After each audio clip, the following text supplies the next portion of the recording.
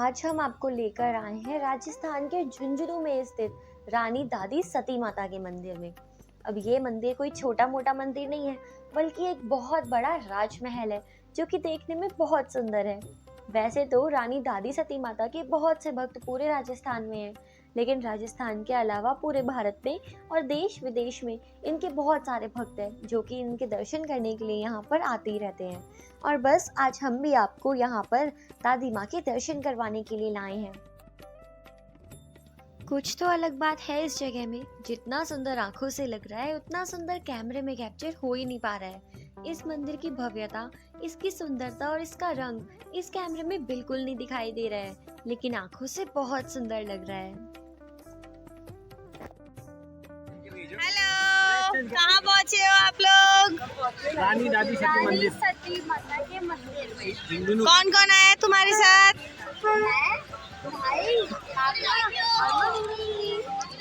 और आप सब भी आए हो। हम भी आपको यहाँ पर दादी माँ के दर्शन करवाने के लिए लाए हैं। अब रानी सती माता है कौन, ये लोग बहुत ही कम लोग जानते हैं। माँ के जो भक्त हैं उनमें से भी बहुत ही कम लोगों को इनकी पूरी कहानी पता है कि आखिर रानी सती माता थी कौन। तो बस आज हम ये सब कुछ जानने वाले हैं कि ये देवी कौन थी और इन्होंने ऐसा क्या किया था कि आज भी लोग इनको पूजते हैं। अब ये जो मंदिर है ये बहुत ही सुंदर है और पूरा का पूरा संगमरमर से बना हुआ है और देखने में बिल्कुल राजमहल के जैसा दिखाई देता है। पूरे मंदिर के ऊपर बहुत ही सुंदर नक्काशी की गई है, बहुत ही सुंदर पेंटिंग की गई है। एक बार अगर आप इसे देखोगे ना तो फिर आपका भी ऐसा मन करेगा कि बस यहीं पर ही बस जाए।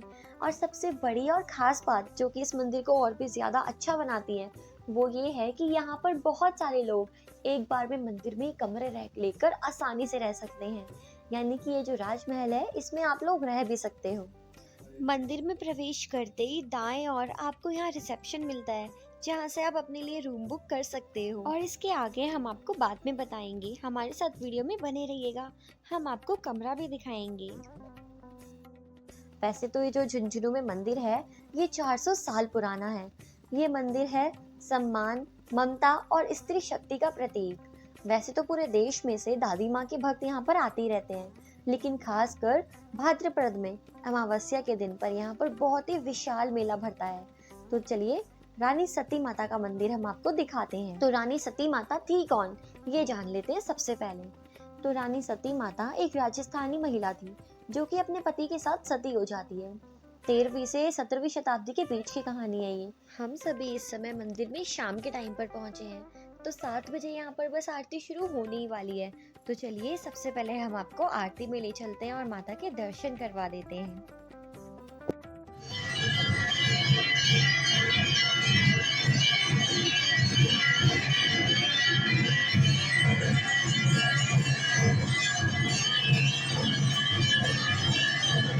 गुड मॉर्निंग मम्मी, आप क्या कर रहे हो? तैयार हो गए? तो गाइस आज हम आए हैं रानी दादी सती माता के मंदिर में और ये बिल्कुल महल के जैसा है। ये आज हम राजमहल में रुके हैं, बिल्कुल महल है ये। आज हम दादी रानी सती के मंदिर में आए हैं। ये मंदिर नहीं, देखने में बिल्कुल महल लगता है और हम यहाँ पर ही रूम्स लेकर रह भी सकते हैं। ये देखो, ये यहाँ से एंट्री लेते हैं और ये पार्किंग है मतलब। और ये है उसके बाद इनके महल का एक हिस्सा जहाँ पर नॉर्मल कॉमन लोग रुक सकते हैं। अंदर से हम आपको दिखाएंगे। ये महल बहुत ही ज़्यादा सुंदर है। देखो आज है अगला दिन और अब हम आपको दिखा रहे हैं सुबह का व्यू। ये है दादी रानी सती मंदिर और हमारा रूम उस एरिया में था। हमारा रूम उस वाले एरिया में था। आप जब यहाँ पर आओगे तो यहाँ पर आपको अपने खुद का ताला लेकर आना है। अगर आप ताला नहीं लेकर आते हैं तो ये जो आपको चिड़वा वाला पेड़ा वाला दुकान दिख रही है ना, यहाँ से आप 10 रुपये में रेंटेड ताला ले सकते हैं। 100 रुपीज़ ये आप लोगों से सिक्योरिटी रखवाएंगे और जब आप इनका ताला वापस करोगे तो ये आपके 100 रुपये आपको वापस दे देंगे। और अगर आप ख़रीदना चाहो तो आपको एक ताला 40 रुपये का मिल जाएगा। ये चारों तरफ का व्यू है अगर आप अपने खुद के साधन से आते हैं तो ये निःशुल्क पार्किंग व्यवस्था है इस तरफ, यहाँ आप अपनी गाड़ी खड़ी कर सकते हो। और अभी हमने प्रसाद ले लिया है और अब हम दर्शन करने के लिए दोबारा से अंदर जा रहे तो हैं। चलिए रानी सती माता का मंदिर हम आपको दिखाते हैं। तो रानी सती माता थी कौन, ये जान लेते हैं सबसे पहले। तो रानी सती माता एक राजस्थानी महिला थी जो कि अपने पति के साथ सती हो जाती है। 13वीं से 17वीं शताब्दी के बीच की कहानी है ये, जब रानी सती माँ अपने पति की मृत्यु पर आत्मदाह कर लेती है और उन्हीं को समर्पित करके ये मंदिर बनता है। रानी सती माता की ये स्टोरी तो सभी लोग जानते हैं, इनके नाम से भी लोग इस स्टोरी का अंदाजा लगा लेते हैं। लेकिन इससे पहले की कहानी बहुत ही अद्भुत है और ये शुरू होती है महाभारत काल से। तो चलिए सबसे पहले इसी कहानी को जान लेते हैं, बहुत कम लोग जानते हैं इसे। अब जैसे कि आपको पता होगा, खाटू श्याम बाबा की कहानी भी महाभारत से जुड़ी हुई है, तो बस हम इसे भी वहीं से ही शुरू करके जानेंगे। जैसे आपको पता है कि पांडव कुल के बर्बरिक हुआ करते थे खाटू श्याम बाबा, जो कि कलयुग में अब खाटू श्याम बाबा के नाम से बहुत प्रसिद्ध है। ठीक उनकी तरह ही इन देवी माँ की कहानी भी महाभारत काल से ही जुड़ी होगी। आप सभी लोगों को तो पता ही है कि इस कहानी में पांडव के पुत्र थे अर्जुन और अर्जुन के पुत्र थे अभिमन्यु। उनकी पत्नी उत्तरा से ही जुड़ी हुई है ये कहानी। महाभारत का भीषण युद्ध चल रहा था। कौरवों के द्वारा एक चक्रव्यूह तैयार किया गया और इस चक्रव्यूह में अभिमन्यु की मृत्यु हो गई। जब अभिमन्यु की 7 महारथियों ने निर्मम तरीके से हत्या कर दी, तो उनकी जो पत्नी थी उत्तरा, वो कौरवों के द्वारा किए गए विश्वासघात से बहुत ही ज्यादा अभिमन्यु को जान गंवाते हुए देखकर बहुत ही ज्यादा शोक में दुखी हो गई और शोक में इतना डूब गई कि वो चाहती थी कि वो अभिमन्यु के साथ ही सती हो जाए और बस ये निर्णय उन्होंने सुना दिया। लेकिन उस समय प्रॉब्लम ये थी कि वो एक बच्चे को जन्म देने वाली थी। तो भगवान श्री कृष्ण ने उत्तरा को समझाया कि अगर तुम सती हो जाओगी तो तुम्हारे बच्चे का क्या होगा। तो उसके बाद कृष्णा उनको आगे समझाते हैं कि तुम गर्भवती हो और एक गर्भवती महिला को सती होने का अधिकार नहीं होता है, क्योंकि तुम्हारा इस बच्चे के प्रति भी कुछ दायित्व है।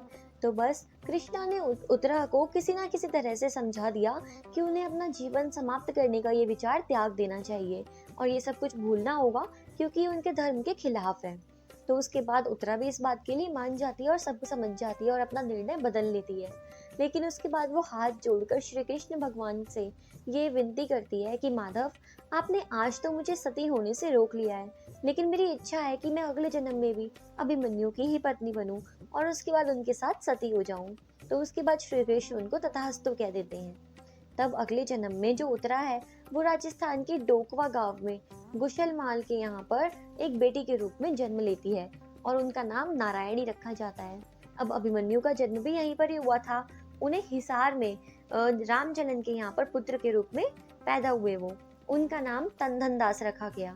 अब तनधन दास जी और जो नारायणी थे वो धीरे धीरे बड़े हुए और उनकी शादी हो गई।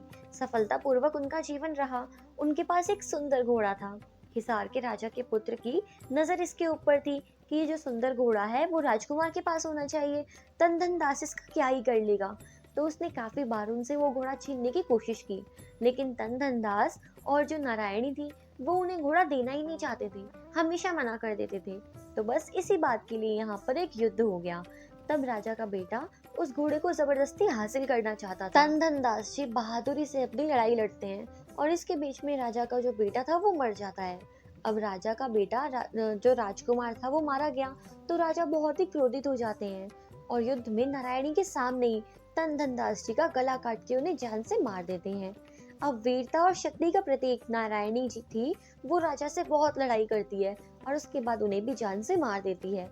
उसके बाद राणा जी, घोड़े की देखभाल करने वाले व्यक्ति को पहले के जमाने में राणा जी कहा जाता था, उन्हें नारायणी आदेश देती है कि वो अपने पति के साथ दाह संस्कार कर लेंगी और सती हो जाएंगी। यानी कि जो उत्तरा थी, जो कि इस जन्म में नारायणी बनके दोबारा से अवतरित हुई थी, वो रानी दादी सती माता के रूप में यहाँ पर हमेशा हमेशा के लिए विराजमान हो जाती है। रानी सती माता ने राणा जी को ये आशीर्वाद दिया कि जब भी उनके भक्त उनकी पूजा करने के लिए आएंगे तो उनके साथ साथ घोड़े की संभाल करने वाले राणा जी का भी नाम जरूर लिया जाएगा और उनकी भी पूजा की जाएगी। पता है ये मंदिर पूरा 400 साल पुराना मंदिर है, लेकिन अभी भी इतना ज्यादा सुंदर है कि आपको देखते ही ऐसा लगेगा कि ये कितना ज्यादा अच्छा और कितना सुंदर है। 400 साल पुराना तो बिल्कुल नहीं हो सकता है। यहाँ पर आपको रानी सती माँ के मंदिर में और भी बहुत सारे देव देवियों की प्रतिमाएं देखने को मिल जाएंगी। यहाँ पर शिव जी, गणेश जी, माता सीता और श्री राम के परम भक्त हनुमान जी को समर्पित और भी मंदिर है। यहाँ पर आपको देखने को मिलेगा कि इस मंदिर में माता सती की एक बहुत ही खूबसूरत सा मंदिर है और इस भवन में 16 देवियों की मूर्तियां लगी हुई है। परिसर में एक बहुत ही सुंदर लक्ष्मी नारायण का मंदिर भी बना हुआ है। ये जो मंदिर है सुबह 5 बजे खुलता है और दोपहर 1 बजे बंद हो जाता है। फिर शाम को 3 बजे खुलता है और रात्रि 10 बजे तक खुला रहता है और रात को एक आरती होती है और उसके बाद गर्भगृह के दरवाजे बंद हो जाते हैं और फिर अगले दिन सुबह मंगला आरती होती है। यहाँ पर आप लोग इंडियन ट्रेडिशनल ड्रेस पहनकर ही अंदर जा सकते हो। यहाँ पर शॉर्ट्स या जींस या फ्रॉक्स पहन के आप अंदर नहीं जा सकते हो। बॉयज और गर्ल्स, पुरुष और स्त्रियों सबके लिए समान नियम है। अगर फिर भी आपने इंडियन कपड़े नहीं पहने हुए हैं और आपने कुछ और कपड़े पहने हैं तो आपको यहीं से ही धोती प्रोवाइड की जाती है, जिन्हें पहनकर आप लोग अंदर मंदिर में दर्शन कर सकते हो। रानी सती माता के मंदिर में जो सुहागिन स्त्रियां आती हैं वो सुहाग की वस्तुएं चढ़ाती हैं, जिनसे उन्हें अमर सुहाग का वरदान मिलता है। भाद्रपद की अमावस्या के दिन पर यहाँ पर एक बहुत बड़ा धार्मिक अनुष्ठान होता है और जिसमें बहुत सारी महिलाएं शामिल होती हैं। तो ये जो त्योहार है ये बहुत ही देखने योग्य होता है। और इस मंदिर की खास बात ये है कि यहाँ पर आपको पूजा का सबसे मेन सामान जैसे टीका लगाने के लिए मोली, चावल, हल्दी, चूड़ियाँ, ये सब कुछ मंदिर के गर्भगृह के अंदर ही मिल जाता है। यहाँ पर आपको पूजा करने के लिए एक थाली दी जाती है जिसमें सारा पूजा के लिए वांछित सामान होता है, जैसे कि मेहंदी, चंदन, हल्दी, टीका और चावल और नारियल। बस आपको चुनरी बाहर से लानी होगी और अगर आप चाहो तो वो अपने घर से भी ला सकते हो। यहाँ पर आप रात को रुकने के लिए कमरा भी ले सकते हो। यहाँ 100 रुपए से लेकर 700 रुपए तक बहुत सारे कमरे उपलब्ध हैं। आप जो चाहें वो ले सकते हो। मंदिर में कैंटीन और भोजनालय के लिए रेस्टोरेंट भी है।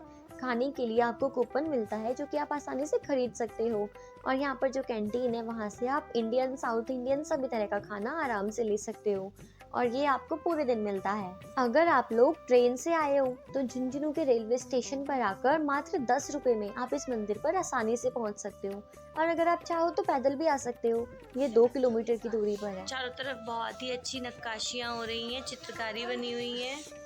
कहीं पर औरतें पूजा कर रही हैं तो कहीं पर आटा पीस रही हैं, कहीं पर पक्षियों के साथ खेल रही हैं तो कहीं पर वीणा बजा रही हैं, कहीं पर पूजा के लिए फूल तोड़ रही हैं तो कहीं पर पिता अपने पुत्र के साथ जा रहा है। फिर औरतें जा रही हैं पनघट पे पानी भरने के लिए और फिर नहा धो के हो गई हैं रेडी और यहाँ पर कर रही हैं मिट्ठू मियाँ से बात और इस तरीके से ये सुंदर सी इमारत हो गई तैयार। और इसी खूबसूरत सी गैलरी के साथ यहाँ पर हमारा रानी सती माता मंदिर का भ्रमण समाप्त होता है। उम्मीद करते हैं कि आपको ये वीडियो अच्छी लगी होगी और आपने रानी सती दादी माँ के बारे में बहुत कुछ जान लिया होगा। तो अब आप बताओ, आप कब आ रहे हो झुंझुनू यहाँ पर इन सारी चीज़ों का आनंद लेने? तो हम आपको इसी तरह की और भी अच्छी अच्छी जगह घुमाते रहेंगे। अगर आपको ये वीडियो अच्छा लगा हमारा तो फटाफट से वीडियो को लाइक कर दीजिए और कमेंट करके बताओ आप कब यहाँ आ रहे हो और इसी प्रकार की और वीडियोस देखने के लिए हमारे चैनल को सब्सक्राइब कर दीजिए। Thanks for watching. Her her Mahadev.